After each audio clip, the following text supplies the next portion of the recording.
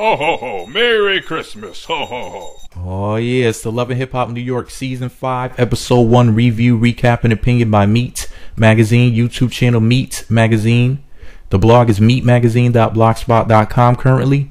And this episode is titled Bride and Prejudice. Let's get it going. The episode starts off at Yandy's apartment in the Bronx, New York. And after a long year of being ran through so you can stick your hand through, Mendecees' I Can't Feel My Butt Hearers is finally being released from jail. Yandy is horny, pregnant, and hasn't had a dick in her in forever and a day. And she's been using her vibrator so much, that poor child is going to come out stuttering. So Yandy goes to pick up Mendecees from jail, and when she sees him, she's so happy she jumps into his little midget arms and knocks him down. I wish they didn't edit that part out. In the next scene, we visit the meatpacking district of New York City. And how do I know we're in the meatpacking district? Because Mena is on the screen, and her pussy looks like a butcher shop. I'm talking meat hanging from the hooks and Rocky inside punching it. So America's favorite psychopathic whore / fake lesbian informs us that she's still making money and still making music that can only be described as an abortion to my ears.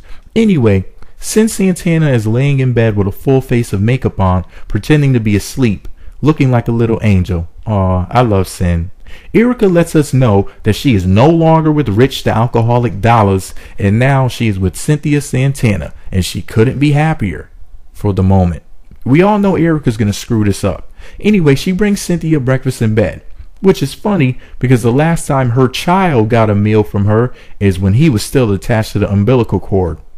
But that's none of my business. Anyway, Erica wants Cyn to move in with her. But Cynthia is still pissed about Erica kissing Bow Wow on 106 in Park. And Erica, the lying narcissist, claims she kissed Bow Wow only as a stunt to make her fans happy. You're right, whore. Then why are you mirroring Bow Midget? So Cynthia, being the intelligent lady that she is, wants Erica to act like a girlfriend first and an entertainer second.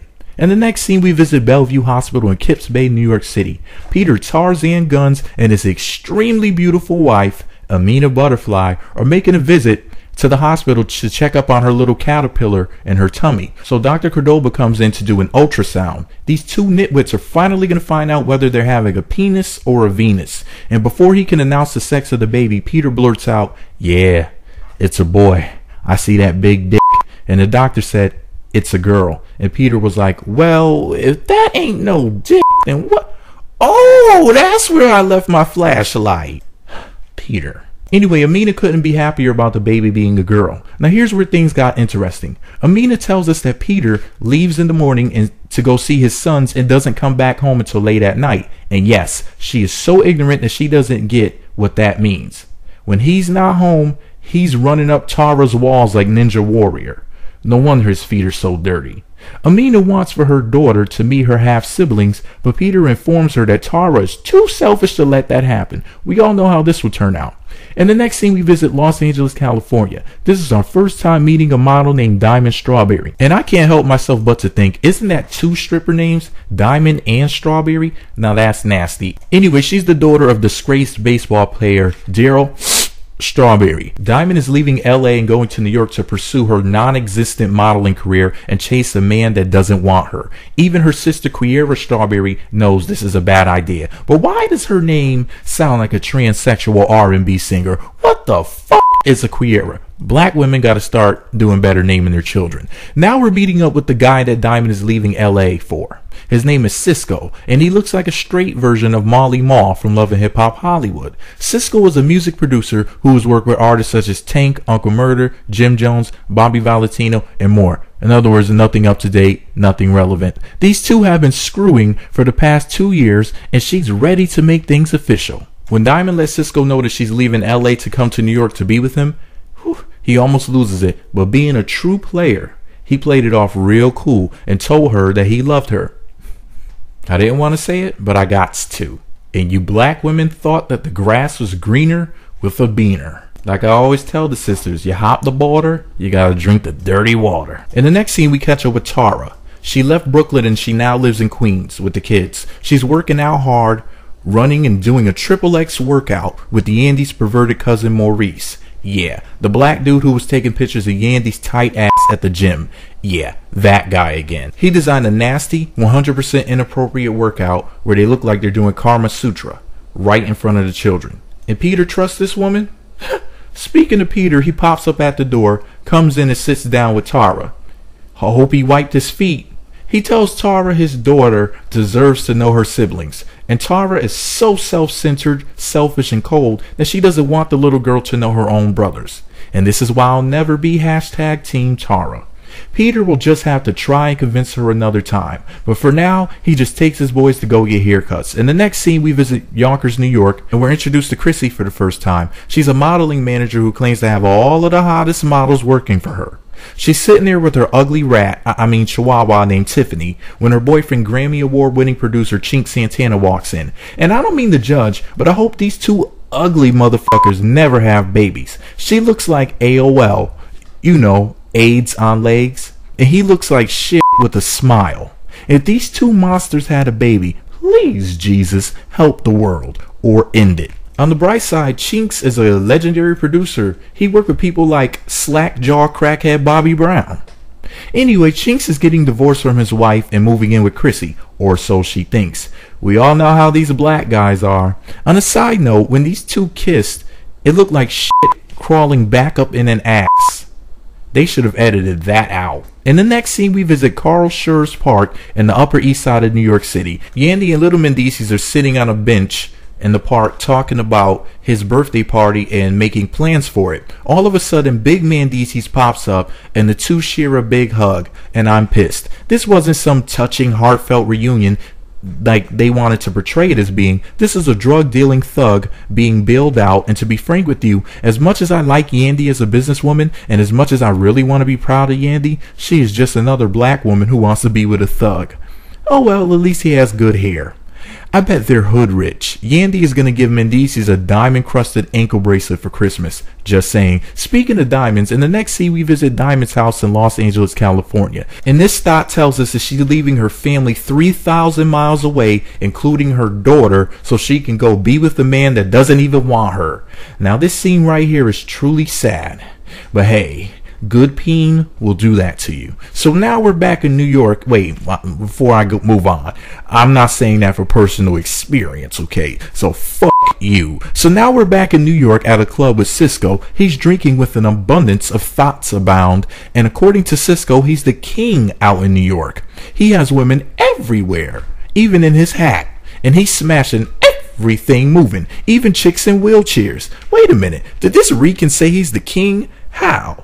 Costco needs to take a seat, and you New York dudes need to stop throwing the word king around so loosely.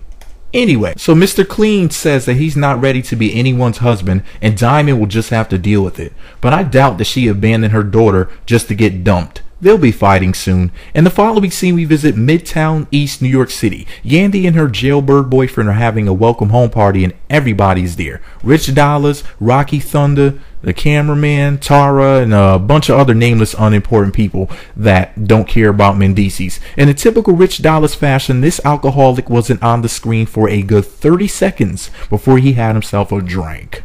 So Rich, the alcoholic Dollars, sits down with Chrissy and lets her know that he is coming out with his own alcoholic beverage named 79 Gold. And he needs some whores to promote it. So Madam Chrissy obliges, of course, but the kicker in this scene is when she said this about the nasty two trannies sitting next to her, and I quote, "I might have the baddest bitches that ever touched these New York streets." Now the Asian one looks like Kimora Lee simmering, not Simmons but simmering, as in a simmering slimy hot vagina with spots on it. As for the other one, y'all remember Miss New York from Flavor of Love? Well, this one looks like Miss New Jersey. No, make that Miss Newark, New Jersey. Anyway, Chrissy brings up the devil. Yep, Erica Mena. She informs Rich about Erica's old escorting days when she worked for Madam Chrissy. And honestly, no one's surprised, nor gives an Ebola fuck about Erica's nasty fish. We all expected her to be a trick anyway. As a matter of fact, we all thought Rich was paying for the pussy one way or another. So this is just old news from an old bitch. Wolf. Chrissy goes on to claim Erica was a quote bum bitch who slept on her couch, wore her clothes, and ate her food. And to be frank with you, so what? We all got to start somewhere, and as a matter of fact, Chrissy did the impossible. She made herself look worse than Mena. What concerns me about the situation is that Erica went from rich to Cynthia to Bow Wow the magical midget, and the next thing you know, Erica will be cheating with Trey Songz, causing Bow Wow to attempt midget suicide by jumping off a sidewalk. Anyway, Chrissy can't wait to see Erica so she can give her a piece of her mind. In the next scene, Mendecees rides with Feces instructs his possible drug mule to meet up with him in the park. So Yandy shows up with her little jail shirt on, and he tells her that they're going away for the weekend and that her bags are already packed, so let's go. And he must have read my mind, because when she hopped up in the back of that SUV, he smacked her on that plump rump. Easily the best part of the show. Now we're at the scene we've all been waiting for. Rich Dollars and Chrissy are at Mist in Harlem, New York. It's time for his 79 gold casting and fresh face campaign. His caramel vodka needs the right models, so let's get into this. But first, Rich informs Chrissy that Erica will be there too.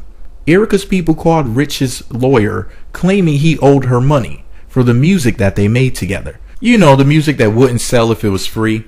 Anyway, Chrissy is pissed about Erica stopping by, but she's ready to see these models. Now, they only showed us 3 of the ones that they saw that day, and the second one they showed ended up having a baby with Rich. I wonder if that neglectful drunk is paying for child support. But that's none of my business. So out of nowhere, Rich hops up and tells Chrissy that he has to go out front and meet with Erica. And she's pissed, but she tries to remain patient. And when I say tries, he has about 20 seconds. Rich sits down with Erica out front, and she tells him that she had no idea she was entitled to performance fees. She goes on to say she never expected Rich, of all people, to take advantage of her. Then Rich drops the inconvenient truth on her. He never expected to make a dime off her terrible singing. He only allowed her to play in the studio like that because she was his girlfriend, and he didn't want her throwing a temper tantrum because he told her no. And he actually lost money that he'll never see again. And furthermore, she was just a tax write-off. At this point, Chrissy walks into the room pissed off. She's dressed like a fool. She has a mohawk, and she looks like she's about to wrestle the Undertaker. I mean, she had a Legion of Doom mohawk and a shirt that was apparently made from a Chinese curtain. And she's flailing her arms and cussing at Erica. And these two heifers start arguing like the two crazy people that they are. She told Erica she's a big mouth whore, an ex-prostitute with a silicone booty, a lopsided titty bag, a cock eye, and her breath smells like 2 scoops of poop. She's a bad mother and a disease-carrying mosquito. Erica was fine with all of that, but she tried to punch Chrissy when she criticized her terrible singing. She told the bitch that she's Jennifer Lopez. But forget all of that. With all of that commotion, no one, not one of the viewers other than myself, noticed something. After the fight, both Rich Dollars and the Asian security guard were staring at Erica Mena's ass as she left the building. And I don't blame them. All I know is it's another season of Love and Hip Hop and another season of Rich setting up fights with women. And this is why light-skinned dudes can't be trusted. See, bagel-colored men aren't loyal. They beat chicks, just ask Chris Brown. And these pizza crust-colored fools have baby dicks. Just ask Young Berg. Anyway, Erica calls Chrissy bald and fat. So we all know this isn't over. In our final scene, Mendecees and Yandy are in Las Vegas, Nevada. Mendecees brings Yandy to, of all places, a special memory wedding chapel. Yeah, this fool wants to marry Yandy. After 3 out-of-wedlock pregnancies, 2 babies in Yandy and 1 in him, I mean, we know his ass got that work in jail. Mendecees tells Yandy in his own retarded way that since they both love each other, they might as well get married. Yandy didn't want to go in the building. She had that face on her that a girl makes right before she has an abortion with money that she stole from the collections plate in church. Like she just knew she was going to hell. But Mendecees Rides with Feces assured her that this is the right thing to do, and they don't want to keep the Elvis impersonator / minister / mechanic waiting.